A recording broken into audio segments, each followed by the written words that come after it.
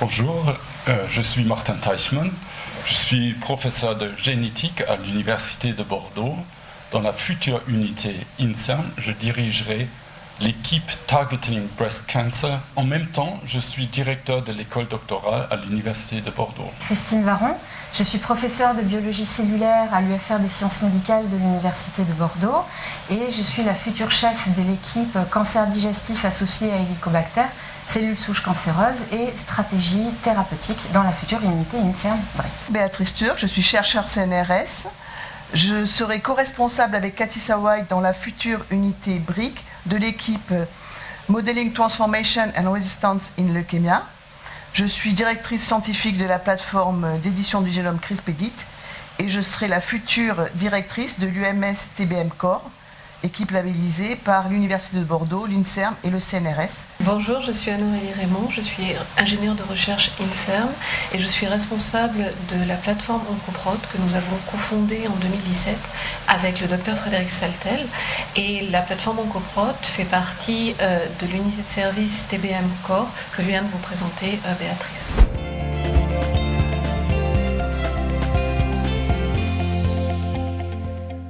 L'école doctorale Sciences de la vie et de la santé est au service des doctorants et des 33 unités de recherche.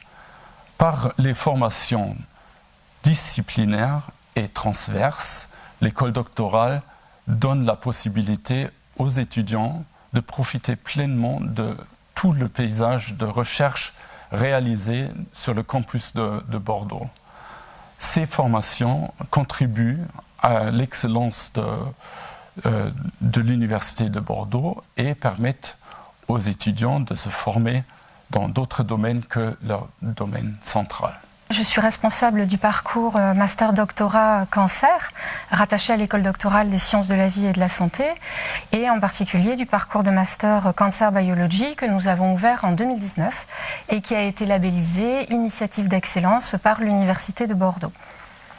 Donc ce nouveau programme international est totalement en anglais et fortement adossé à la recherche fondamentale, translationnelle, technologique et clinique développée par les laboratoires de l'Oncosphère Bordeaux et vise à répondre aux nouveaux besoins de formation de nos étudiants qui sont les futurs chercheurs de demain dans les domaines de la biologie du cancer, du micro-environnement tumoral, des innovations technologiques et de la modélisation pour permettre le développement de nouvelles stratégies thérapeutiques dans le cadre de la médecine personnalisée en oncologie. Une plateforme née de l'expertise spécifique développée au sein d'un laboratoire. Ce laboratoire, après, décide de le mettre à la disposition de la communauté scientifique et crée du coup une plateforme. L'unité de service TBM Core a 11 plateformes. Anne-Aurélie Raymond vous expliquera l'histoire de la plateforme Oncoprot. Les utilisateurs sont de Bordeaux, mais également de la Nouvelle-Aquitaine, voire de la France entière. Certaines plateformes réalisent aussi des expériences pour des chercheurs internationaux. Il existe des interactions entre les plateformes et c'est quelque chose que on veut développer parce que combiner des technologies de pointe entre elles va ajouter un plus. Je vais essayer de vous présenter ces 11 plateformes en étudiant un échantillon. Donc si on part d'une tumeur, on peut à partir de cette tumeur isoler des cellules et par exemple on peut les encapsuler à l'aide de la plateforme Voxel qui va, en utilisant une technique de microfluidique, créer des sphéroïdes ou des organoïdes. Mais on peut également, en utilisant la plateforme UBL3 et son L3, transduire des cellules avec des lentivirus ou des adénovirus produits par la plateforme Vectube. On peut aussi confier ces cellules à la plateforme Celoxia, qui va les faire pousser en atmosphère contrôlée en oxygène et gaz carbonique, et va de cette façon recréer les conditions physiopathologiques du tissu cellulaire. La plateforme CRISPR-Edit peut aussi intervenir en éditant les gènes, donc créant soit une inactivation de gènes, soit des mutations de gènes. Ces cellules ainsi transformées peuvent être triées à la plateforme UB-Facility par cytométrie en flux. On peut également réaliser le transcriptome de ces cellules avec la plateforme PCR-QUB. Cette plateforme s'est dotée récemment d'une technologie nouvelle de single cell avec l'acquisition d'un appareil Dizix Genomics et propose maintenant le séquençage sur cellules uniques. Ces cellules peuvent être greffées aux souris et la plateforme ViveOptic possède tous les équipements qui permettent de faire de l'analyse en imagerie de bioluminescence ou fluorescence. On peut également faire une analyse macroscopique du tissu cellulaire en utilisant la plateforme d'histologie. Et la plateforme SAM peut également créer le profil métabolique des échantillons et la plateforme OncoProt, le profil protéomique. La plateforme OncoProt a développé un nouveau procédé analytique qui permet d'étudier l'expression des protéines dans les tissus et plus particulièrement dans les tumeurs, ce qui nous permet d'analyser les résections et les biopsies de patients.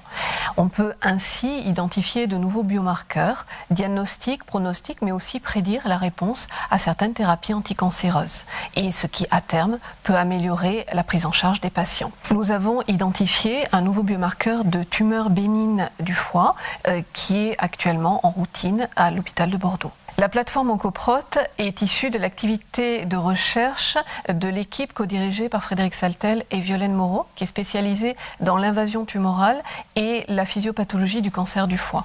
Et en fait, nous nous servons de leur modèle pour développer de nouvelles applications d'analyse protéomique. Pour exemple, la dernière en date est le développement d'un outil d'intelligence artificielle qui est le profilage protéomique. Nous nous servons de toutes les protéines qui sont exprimées par la tumeur comme d'une carte d'identité que nous comparons ensuite avec une banque de données de tumeurs que nous avons construite et ça nous permet ainsi de poser un diagnostic. Nous accueillons des étudiants en sciences, en stage, en BTS, licence et master, mais également de jeunes médecins en master année recherche qui sont désireux de se former à cette nouvelle technologie et de l'appliquer à un besoin clinique bien spécifique.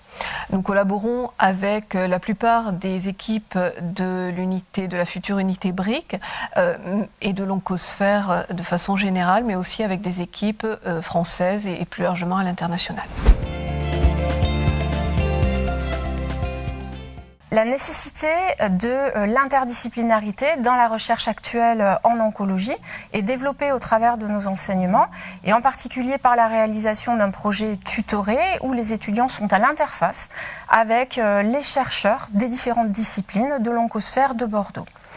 Donc les chercheurs, cliniciens et également ingénieurs des plateformes technologiques du BRIC interviennent également très activement au cours de la formation. L'interdisciplinarité, elle est cruciale dans notre métier. Nous avons les cliniciens qui nous permettent de définir le besoin hospitalier qui n'est pas résolu et puis qui nous guide aussi sur la zone de la tumeur qui est pertinente à analyser. Les chercheurs biologistes nous accompagnent dans les projets, interprètent avec nous les résultats et puis ensuite valident ces résultats dans des modèles in vitro et in vivo. Notre expertise, elle fait appel à de la chimie, à de la biochimie. Nous développons des nouveaux outils informatiques et biostatistiques et on a même des collaborations avec des mathématiciens comme par exemple avec Olivier Saut, où on fait le lien avec les données de protéomique et les données d'imagerie médicale pour donner encore plus de puissance aux modélisations diagnostiques. La formation comporte durant le master 2 périodes de stage d'immersion en laboratoire de recherche, un de 2 mois en première année, un de 5 mois en deuxième année, et ensuite poursuivi par les 3 années de thèse de doctorat. Donc, au cours de l'ensemble de leur formation, les étudiants sont très fortement impliqués dans les animations scientifiques de l'oncosphère, des départements de recherche et des différentes unités de rattachement, dont l'unité INSERM BRIC. La plateforme OncoProt, elle amène pour l'oncosphère un nouvel outil qui permet d'accéder à l'information d'expression des protéines dans les tissus, c'est-à-dire à l'information fonctionnelle, aux acteurs dans les tissus.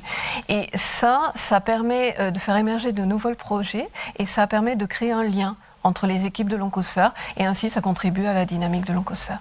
Donc notre activité, elle correspond à l'axe 1 de l'oncosphère, oncogénèse fondamentale et translationnelle, mais aussi à l'axe 2, micro-environnement tumoral. En effet, parmi les développements qu'on est en train de faire, on se focalise sur les cellules immunitaires du micro-environnement tumoral que l'on arrive à isoler par microdissection laser. On analyse leur protéome et ainsi on peut évaluer leur implication dans la réponse à certaines immunothérapies.